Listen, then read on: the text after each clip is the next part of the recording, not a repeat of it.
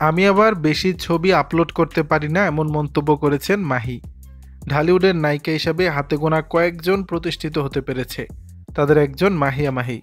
দর্শকের কাছে নিজের আলাদা গ্রহণযোগ্যতা তৈরি করতে সক্ষম হয়েছেন তিনি।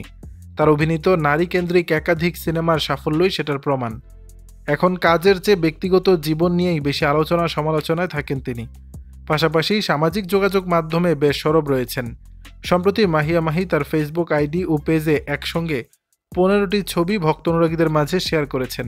শেয়ার করা ছবিগুলোতে দেখা যায় খোলা চুল, খোশ মেজাজে কোনো এক রেস্টুরেন্টে কফি ও কেক খেতে গেছেন। এ সময় তার পরনে রয়েছে ধূসর রঙের টি শার্ট। মাহির হাসি ও চোখের চাহনি যেন ভক্তদের মনে দাগ কেটেছে। ক্যাপশনে অভিনেত্রী লিখেছেন, আমি আবার বেশি ছবি আপলোড করতে পারি না। কমেন্ট বক্সে মনি আক্তার লিখেছেন, ইস, ক্যাপশনটাতে কেমন যেন মিথ্যার ছোঁয়া আছে, তবে অসাধারণ লাগছে। হালিম সরকার নামে এক নেটিজেন বলেন, অগ্নিকন্যা হিসেবে আবার দেখতে চাই। আমানুল্লাহর ভাষ্য, আপু আপনার নামের পাশে সরকার, এটা চেঞ্জ করতেছেন না কেন? প্রসঙ্গত 2016 সালে সিলেটের ব্যবসায়ী পারভেজ মাহমুদ অপুকে বিয়ে করেছিলেন মাহি। সেই সংসারে বিচ্ছেদ হয়, তারপর রাকিব সরকারের সঙ্গে বিবাহ বন্ধনে আবদ্ধ হলে সেই সংসারও ভেঙে যায়।